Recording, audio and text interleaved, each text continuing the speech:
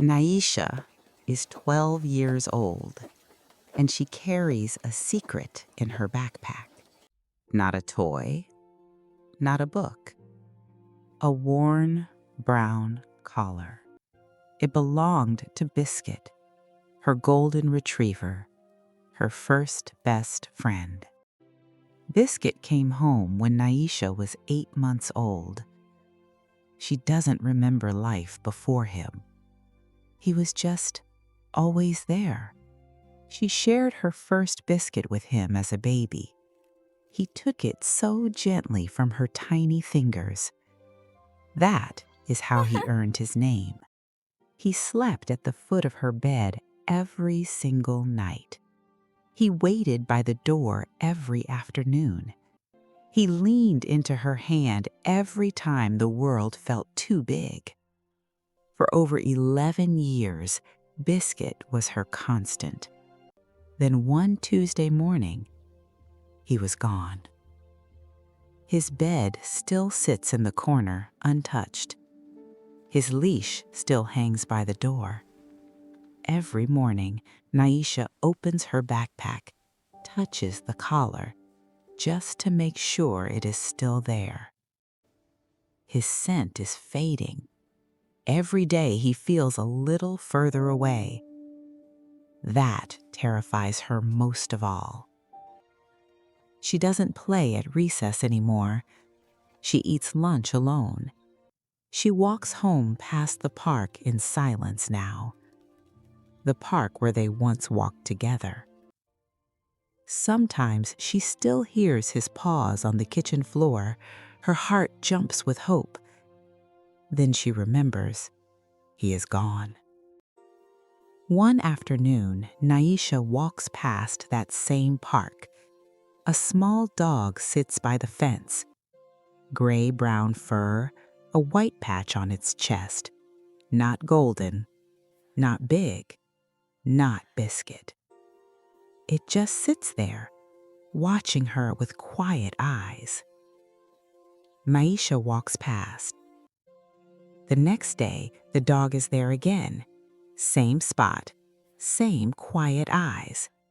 It follows her home, not pushy, not barking, just a few steps behind, like it has nowhere else to be. Her parents see the dog from the porch. We could keep her, Her mother says gently. Naisha says no. She goes to her room, holds Biscuit's collar to her chest. Loving a new dog would mean forgetting him. She is sure of it. But the little dog doesn't leave. She follows Naisha home every day and sits outside her front door, not barking, not begging, just waiting. Rain comes one evening. The little dog sits outside in the rain, shivering, but still there. Her eyes find Naisha through the window, not asking for anything, just looking. Something pulls inside Naisha's chest. She opens the door and lets the dog inside. Just for the night, she tells herself.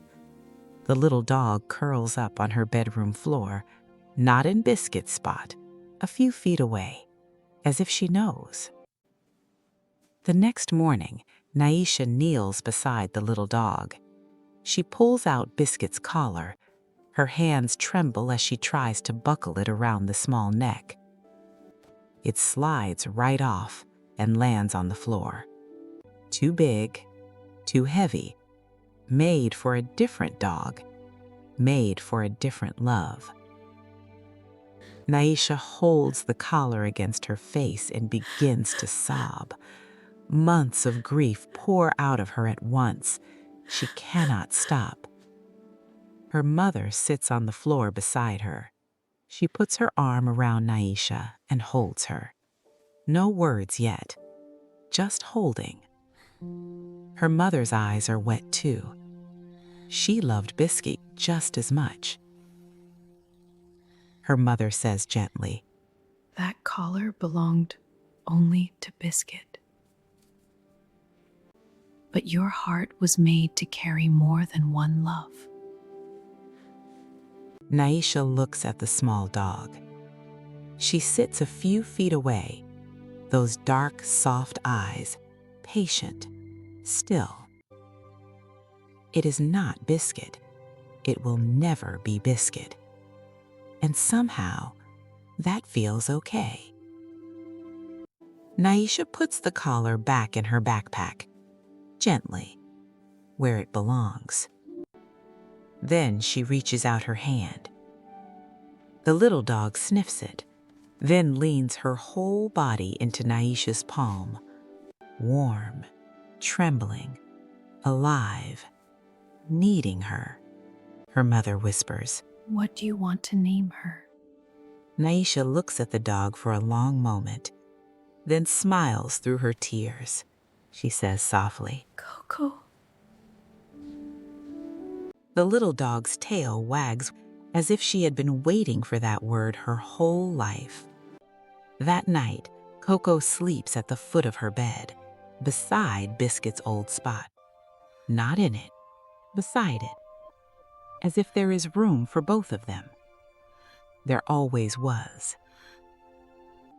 Naisha looks at the empty space, then at Coco curled next to it. Her heart feels full in a new way. Different, but full. The next morning, Naisha opens her backpack, touches the collar again. It still smells a little like Biscuit. She smiles. For the first time, it doesn't make her cry.